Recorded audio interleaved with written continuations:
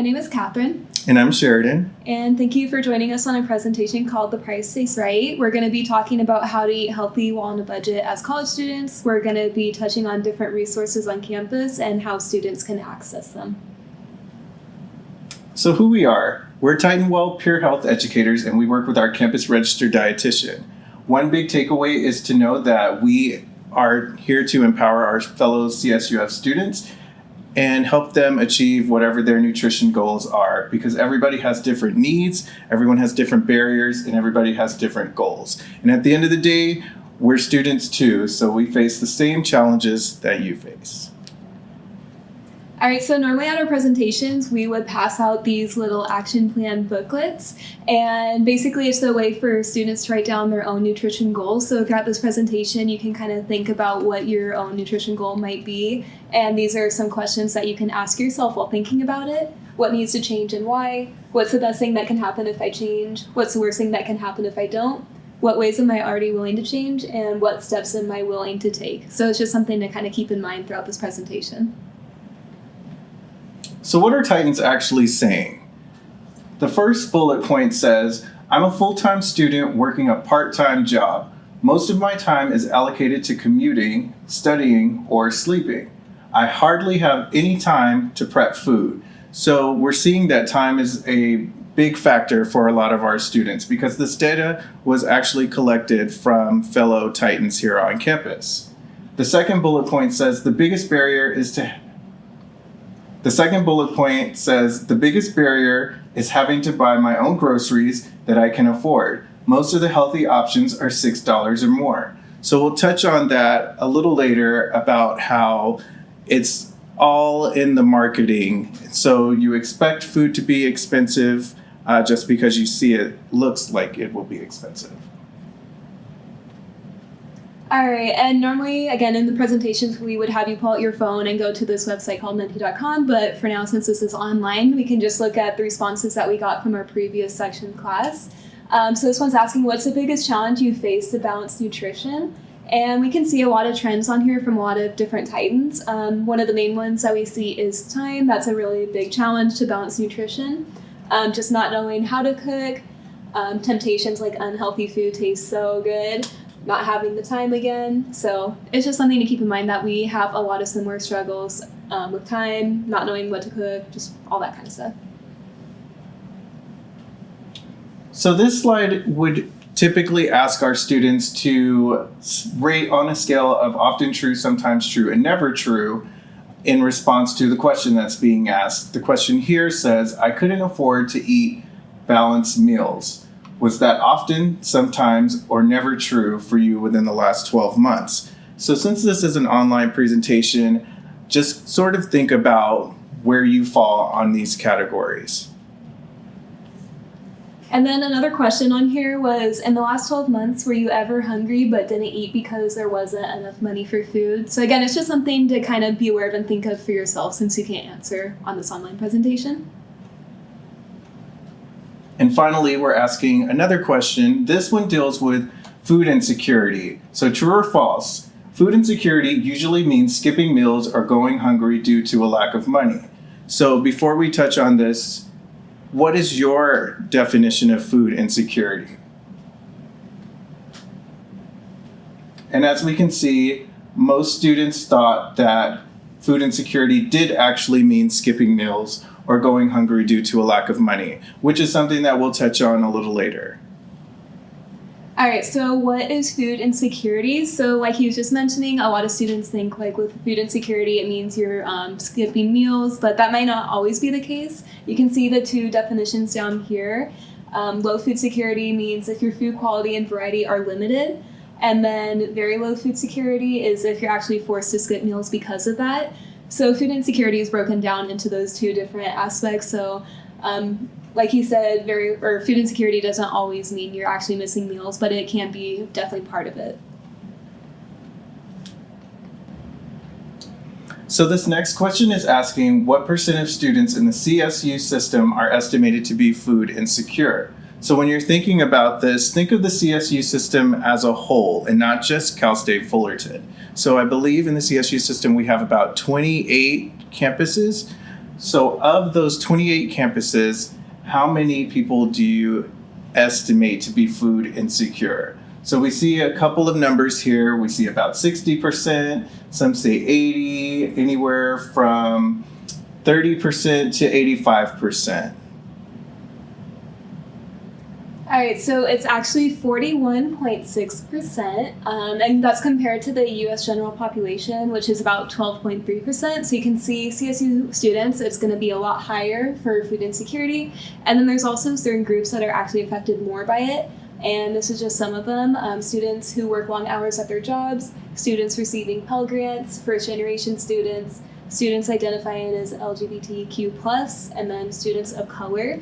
So you can see a lot of different groups on here that affect the majority of our campus population. So it's definitely something that you should just be mindful of and be aware of. So why does this matter? What is food insecurity in relation to your daily life? So skipping meals can make it, or to make ends meet, that's a food insecure student in the CSU system, and they report certain symptoms like headaches, low energy, trouble concentrating. And the reason why food insecurity is so important to a student is because that these things can make it harder for you to earn a degree. Students report certain things like lower GPA and missing class more often. So think about this in the aspect of, is this something that maybe you experience? Do you know someone who experiences things like these? That way you can offer up some resources that you're learning from this presentation.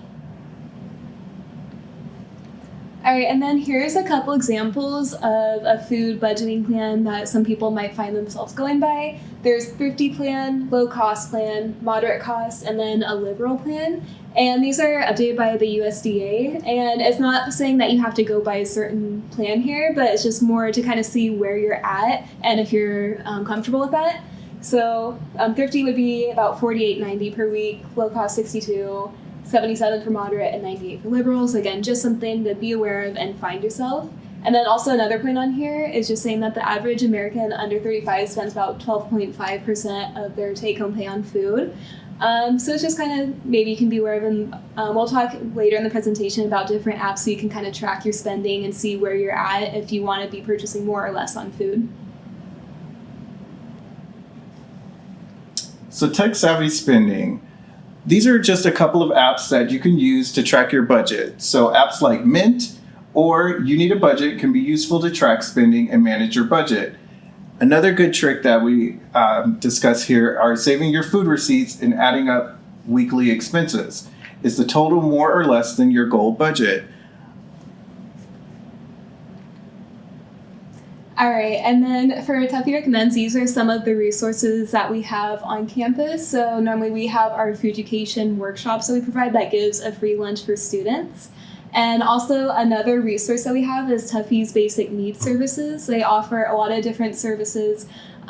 Holding up the card here, you can see they offer food assistance, housing assistance, temporary housing. They also do clothes if you need to rent, like if you have a job interview. So they have a lot of different resources there.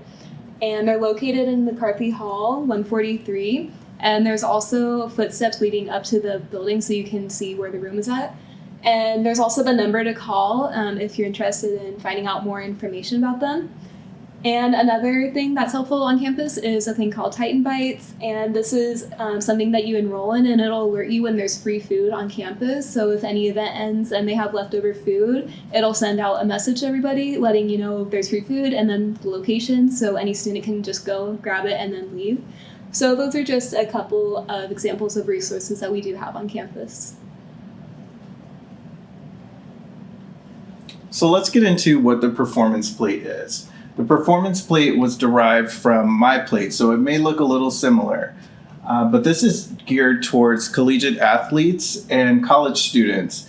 What we notice that is a little bit different is there is no section here for dairy. That was incorporated into being a fourth of your plate being lean protein. And we see that fruits and vegetables were combined, so now that makes up half of your plate, as well as a fourth of your plate being whole grains and starch. So sort of think about how you can incorporate the performance plate into your own. Up here we have some noodles we're seeing, some chicken. We also have some cut up chives as well as mushrooms. So we're seeing our protein. The whole wheat noodles would be our grains and starch. The mushrooms could also be a source of protein as well as being a vegetable. And then we see on the side we have a kale salad. So that also operates as your vegetables. All right, and then here's a couple examples of things that are close to campus that we recommend for students to check out. So the 99-cent store is a short walk from campus, and you can find, 99-cent store is a short walk from campus, and you can find a lot of fresh produce there. So we definitely recommend checking that out. And another tip is if you're eating out to order your meal and then save half of it for later, just because a lot of times when you're eating out, you can get a meal and it's like a big portion. Like if you go to Chipotle and get a bowl, you tend to have a lot in there. So if you think maybe that's too much to eat at once, you can save half of it for lunch the next day. That way you get more out of it for what you spent, and then it's kind of like you're getting a free lunch the next day. So definitely recommend that. And then also, if you're going to flame broiler, you can check out getting a mini bowl style, and that's for half brown rice and half veggies as the base, and then whatever protein you want. They have chicken, they have tofu if you're plant-based. And then our last tip on here is to order an entree only, and then just bring your own fruits and veggies from home. That can help you save some money so you're not ordering the side, and then also you're fitting that into the performance plate. So an example is like if you're getting a hamburger out, you can bring your own strawberries or your own carrots on the side. Again, that way you're getting that performance plate in there. So if you were participating with us, we would ask you to rank these items from best deal to worst deal. So you can still do that and just think about if you had $1, which item would you be getting the most bang for your buck? So your options are 2 chicken thighs, a head of cauliflower, 3 apples, a Del Taco double beef classic taco, and a 20-ounce soda. So what do you think, based off of these 5 items, you could get the most with $1?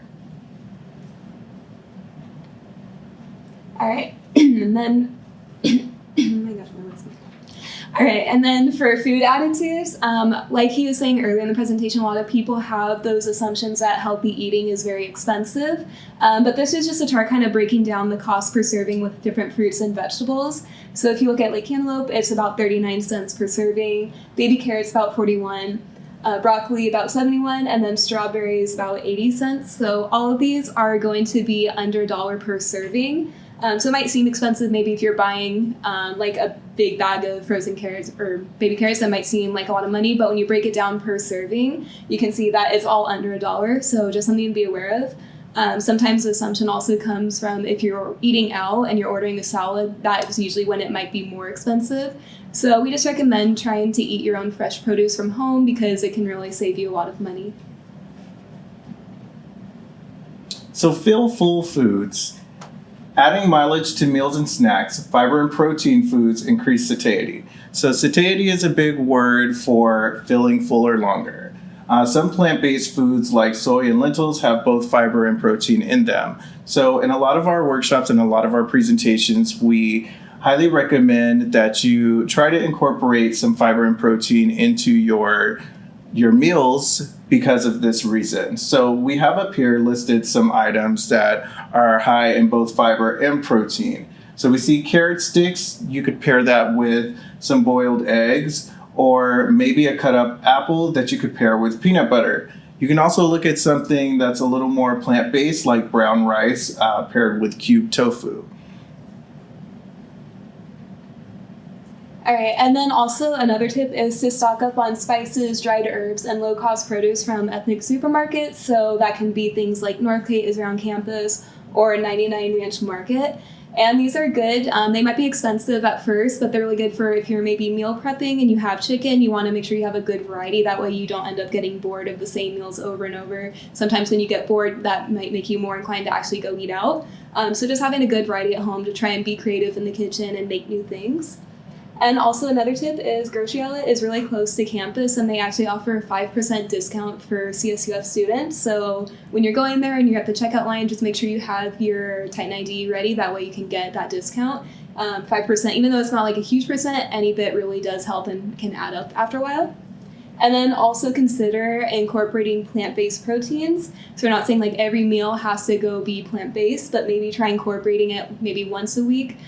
Some people do things like meatless Mondays. And you can see the price difference here. For a pound of beef is about $5-ish, and then for a pound of tofu is about $1.50. So that's a pretty big difference. And normally when you get a pound of tofu, that might be about 3 servings. So definitely recommend incorporating that every now and then to save money. So, take inventory before shopping. Organize your grocery list by your performance plate group, and you can fill in many gaps. So if you look at our action plan booklets, we actually have a cheat sheet on the back. You can take that and it mirrors what we have on the slide. So there's a section for fruits, a section for veggies, protein and dairy, as well as grains and starches. So anytime you're going shopping, just pull out this handy dandy action plan booklet, and that should help you out. Another tip is if you don't have this on deck, you can always try to avoid the center aisles of a grocery store. That's usually where you'll find a lot of the sweets, a lot of chips, other than like your household items, the foods that might not be as great for your nutrition goal will be in the center aisles. So try to stick to the outsides. All right, so now we're going to be talking about unit pricing. So if you have pencil and paper, you can actually try it yourself. This is the formula to calculate unit price. It would be total cost divided by number of units. That's just a really good way to compare 2 different items to see if buying in bulk is more beneficial in the long run, or if buying something not in bulk would be beneficial. So you can see the example of the yogurt on here. The top one is $1.62.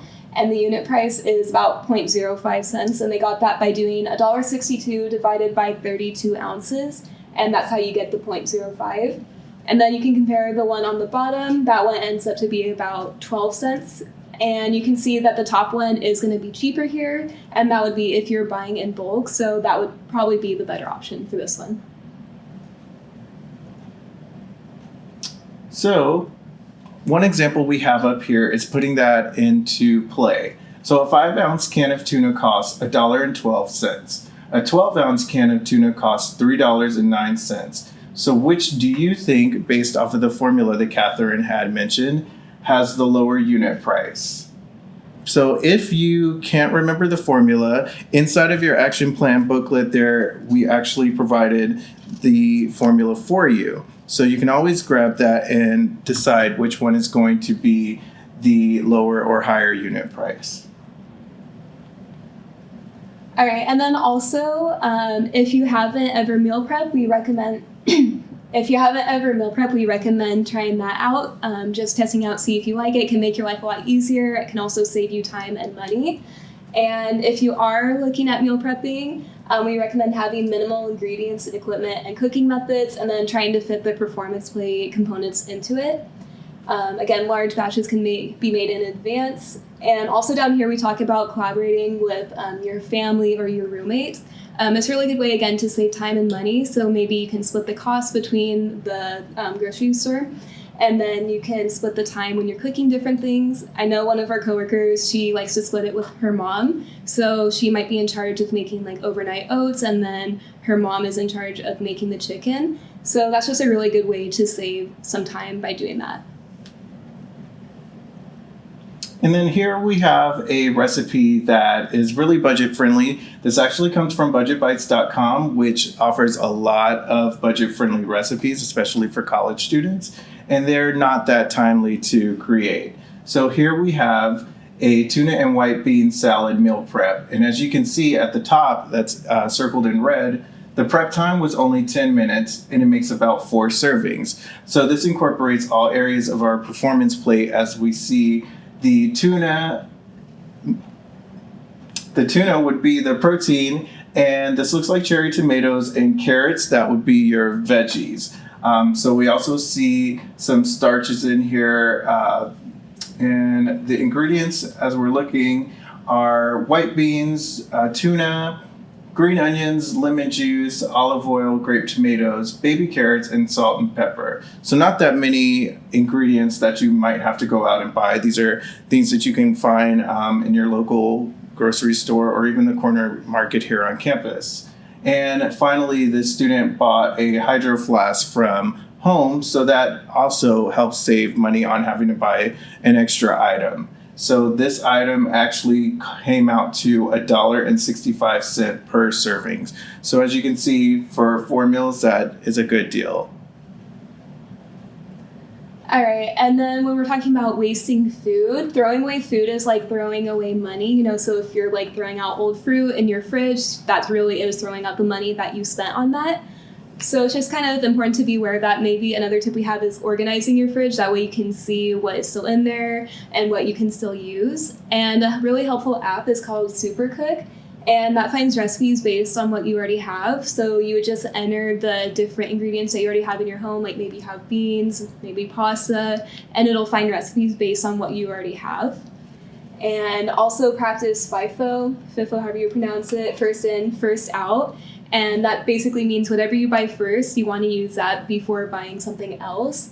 I know myself, like I usually buy tomatoes and then they might get pushed to the back of the fridge and then I go and buy more because I think I don't have any. And then when I clean out my fridge, I'm like, wait, I had some and now they're super old and rotten. So it's just kind of good to be aware of what you already have. Make sure you check before going to the store to see that. And then also with food safety, foodsafety.gov is a good website to check. With all that stuff, and then just buying the food and fridge thermometers to make sure you're keeping your food out of the danger zone. And the danger zone is 40 to 140 degrees Fahrenheit. And that basically means like if you have perishable foods, you want to make sure you're refrigerating it below 40 degrees. And if you're heating food, you want it above 140 degrees. Just make sure no bacteria is starting to grow on there that can make you sick. So now we're going to put some of these into play. We see there's a Carl's Jr. biscuit with bacon, egg, and cheese. And we have options here. So the first option is 91 cents, $1.22, $2.89, and $4.22. So of the 4 options, how much would you think that this item goes for? And as we can see, $2.89 is the correct answer. And then for this one, it's a breakfast pita with avocado and fried egg. And you can think maybe this might be more expensive because it's avocado, but this one is actually a little bit cheaper per serving just because it's actually homemade. So if you were to buy something like this out, it might be more around the $4, but because you're making it at home per serving, it's about $1.22. Next, we have a tuna and white bean salad meal prep. So if you remember earlier, I had mentioned exactly what the price would be per serving. So as we see here, the price would be $1.65. And that, as Catherine mentioned, comes into play when you're thinking about homemade meals versus store-bought meals. So typically our homemade meals would be a lot cheaper because you're buying these items as a whole to make and have your dollar stretch out even more. And then this one is a Baja fresh burrito with fire-grilled steak and guacamole. So since this one is store-bought, it's going to be again on the pricier side, so $9.40. And this one's also a little bit pricier because it does have guacamole, so they always charge you extra for that when you're out.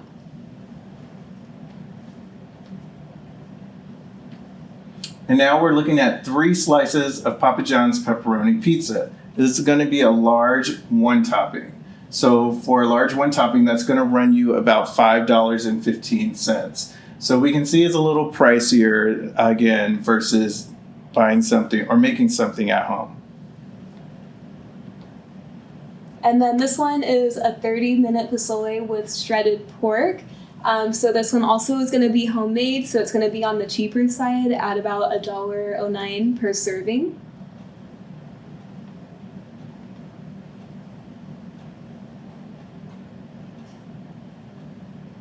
Now we're looking at a Starbucks protein box with cheese and fruit. So of the options, what do we think the price would actually be? We have 52 cents, 94 cents, $5.25, and $7.14. So again, we're examining whether it's going to be store-bought or homemade. And our answer is actually $5.25. And then this one is an overnight chia pudding with coconut mint and blueberries. So this one's going to be a lot cheaper per serving, about 94 cents. So that might be a really good breakfast option to consider if you're trying to meal prep. So now this would be the section where Catherine had mentioned earlier about our action plan booklets. So in a typical workshop or presentation, we would have presented these to you, but since this is online, you can actually do this yourself on a notepad or on your laptop. So thinking back to what she had talked about, what is your own nutritional goal? And the best way to stay on track with your goal is to try to make it SMART. So if you've heard of SMART goals, the S stands for specific. So think about the who, what, where, when, why. Make it measurable, like how can I track my progress? Attainable, so is the goal reasonable? Relevant, does the goal fit my needs? And timely, is there a deadline? So the best way to think about this is, would a good SMART goal be something like, I want to drink 8 gallons of water in 24 hours? Compared to, I want to drink 16 ounces of water every day for the next 3 weeks. So the first one would maybe not be a good SMART goal, but the second one is a little more specific and a little more timely. All right, and then that concludes our presentation. So we thank you for sticking through it and listening to our presentation. Thanks. Thank you.